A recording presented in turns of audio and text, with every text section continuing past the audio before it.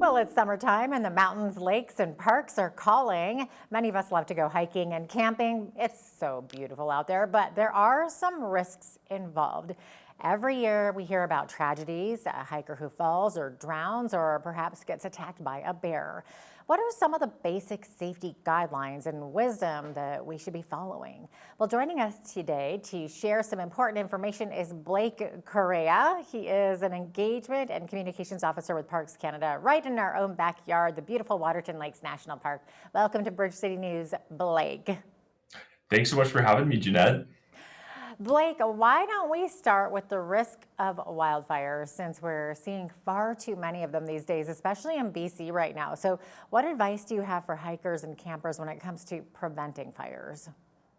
Well, the biggest thing that folks can do is just be mindful of that risk and ensure that they're following the rules that are in place.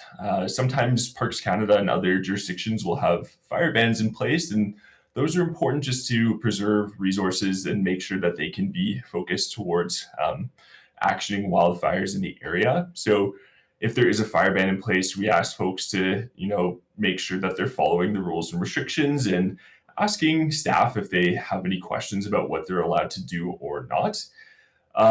Just in terms of our national parks, over the past 45 years, about 30% of the wildfires that we've seen have actually been human caused.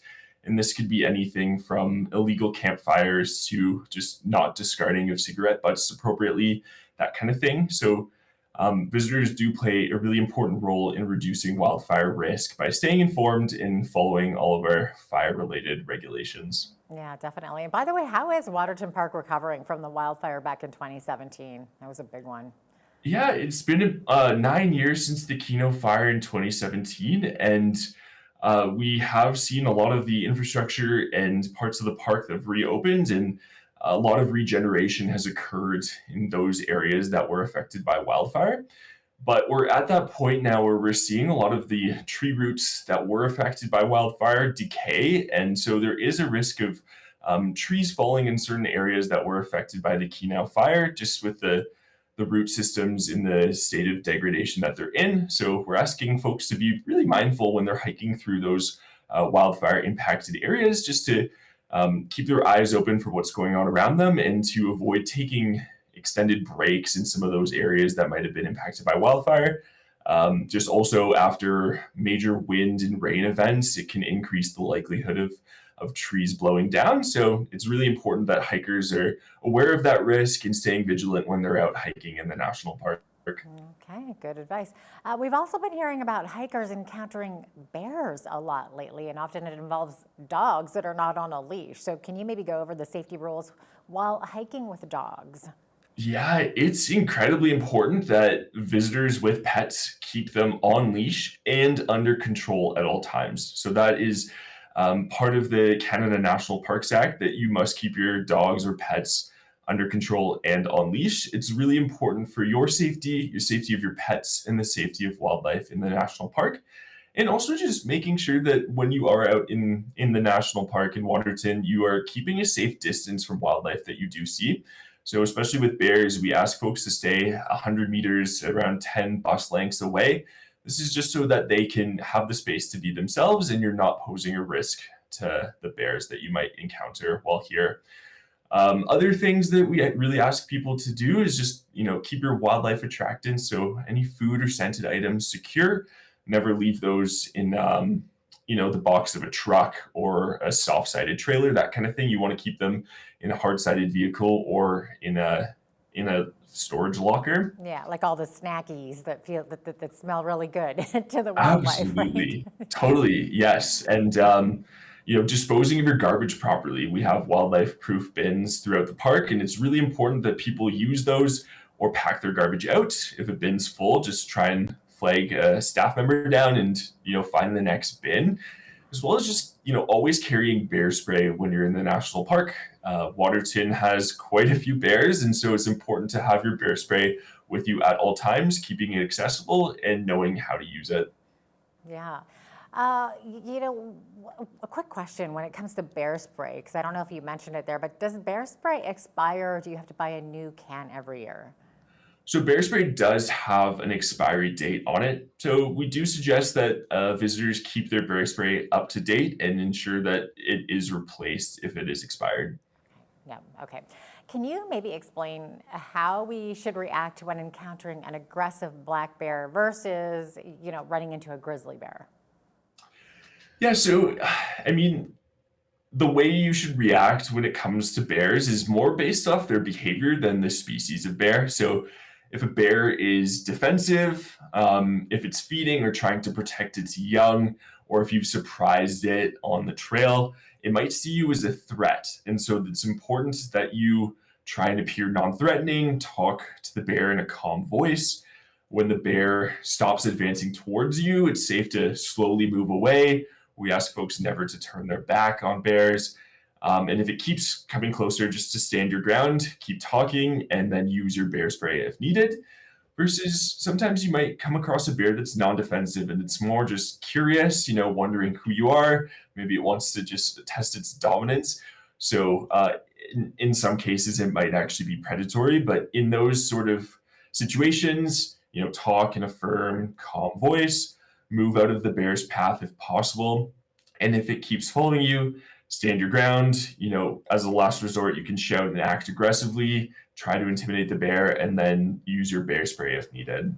Okay, is there any truth to, like, if it's a grizzly, to trying to make yourself look smaller so that you don't look threatening or play dead? Yeah, again, it's more just based off the behavior that you're seeing from the bear. So rather than the species, because they can be sort of in different mindsets or moods based off what's happening at the current moment. Yeah, what about cougars? I know people have encountered them as well. And I've heard with them, maybe try to make yourself look bigger and yell at it. Yeah, so the thing about cougars is they're pretty elusive, and it's very rare to actually see one. So if you do, and it is exhibiting threatening behavior, your last resort would be to try and obviously if you carry bear spray, use that. But yeah, that's kind of the best piece of advice is to always carry bear spray and use it if needed, whether it is a bear, a cougar, or even elk, deer, large animals. Right. Yeah, we think of deer as being so docile, but we have to actually sometimes be careful when running into any wildlife, including moose, elk, deer. So how should we react when we see those types of animals?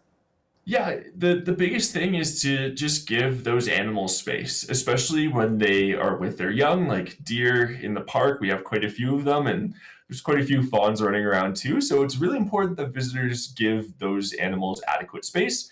So for our deers, elk, sheep, that kind of thing, we ask visitors to stay at least 30 meters or 3 bus lengths away. And then for the larger predators like bears, cougars, wolves, coyotes, 100 meters at least. Wow. All right. Okay, we've talked a lot about the hiking trail and encountering wildlife. Let's talk water safety. So, what are some common problems that you see when people go out canoeing or paddle boarding, that type of thing? Yeah, so Waters and Lakes National Park is home to some beautiful lakes, rivers, and streams, but it's really important that visitors never underestimate the risks that can come with water. And the two biggest things is the temperature of the water. So our park waters are cold year round and typically around 10 degrees. And extended exposure to these temperatures can lead to hypothermia even in the summer. And the other thing is the weather here is quite unpredictable, and weather can change rapidly. And especially when you're on the water, it can create strong winds, waves, and even reduced visibility. So it's important that visitors come prepared and understand those risks when it comes to recreating on the water, and come prepared with the proper equipment like a life jacket or personal flotation device, and just make sure that they're aware of the conditions and to change their plans if needed, because weather can roll in here quite quickly, and it's important that they're aware of that and can get to shore if things do escalate. And then, besides that, there are some very brave people out there who like to go cliff diving or rappelling, I guess, rock climbing. I'm not one that you'd see go cliff diving anytime soon, but any advice on safety for these types of activities? Yeah, so anytime you're recreating in terrain that is exposed or steep, there's obviously risks that come with that. So we just ask visitors to be really careful and cautious when they're recreating in those areas and to just be mindful of the safety risks that do come with them. So yeah, just with all of these activities, including hiking, it's safer to go in groups and to just be have a safety plan in place in case things do happen. So, especially in areas that there isn't cell coverage, we recommend folks carry two-way communication satellite devices so that they can call for help if needed. Okay, interesting. Let's go back to hiking for a second here. So, where do people run into trouble? Is it things like loose rocks on trails? Is it going off trail and getting lost? Yeah, I think the biggest thing is just not being prepared for the objectives that people are selecting. There's a lot of beautiful photos and videos on social media that folks see, but actually accessing those areas, it takes planning, it takes preparations, and you need to have the skills and abilities to navigate the terrain you're entering.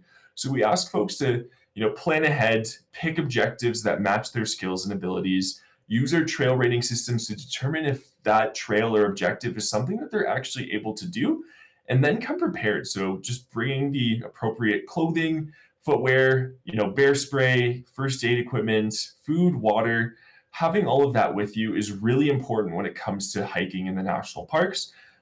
Checking trail conditions before you head out is really important to see what potential hazards you might encounter. We ask folks to check our important bulletins for any sort of warnings, closures, or um, you know, a yeah, warnings or closures that might be in place. And then also just to let people know what your plans are. So ensure a family member or friend is aware of when and where you're planning to leave and return from your objective, as well as the make and model of your vehicle, just in case you're overdue. That's really important information for our visitor safety teams to have. Yeah, that's a really good point. Do most hikers actually remember to tell someone where they are hiking and when they expect to return? It is something that we are starting to see more and more just with the, visitor safety responses that we do have, especially in the mountain national parks and waters and lakes. So we are seeing that, but it is really important that everyone does let someone know, whether it's even a short trail or you're planning a multi-day hike, just have that conversation with someone ahead of time so that they are aware and they know what your expected timeline of return is, just in case something does happen. Any advice on what to wear or what not to wear and what type of gear to pack?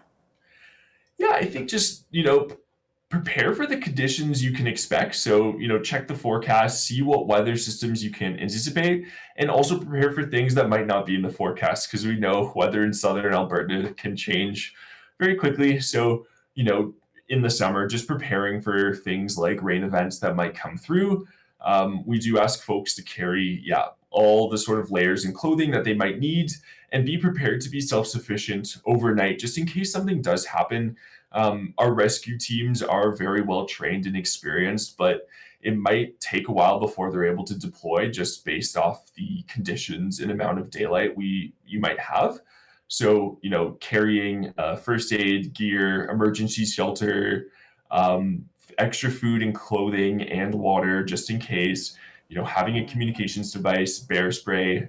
This is all important gear that people should be bringing with them and thinking about when they're preparing for their hiking excursions. All right. Thanks so much for taking the time to share some great advice with us today, Blake. Yeah, no, thank you so much for having me. We want people to have an incredible experience in Waterton Lakes National Park. And the best thing they can do is plan ahead by doing their research, being prepared with the right gear and supplies, as well as staying aware of those changing conditions, respecting wildlife, and making informed decisions. When visitors take those simple steps, they're helping to keep themselves, our staff, other visitors, and wildlife safe in the national park. Blake Correia is an engagement and communications officer with Parks Canada, right in beautiful Waterton Lakes National Park. I'm Jeanette Roche on behalf of all of us here at Bridge City News. Thanks so much for watching.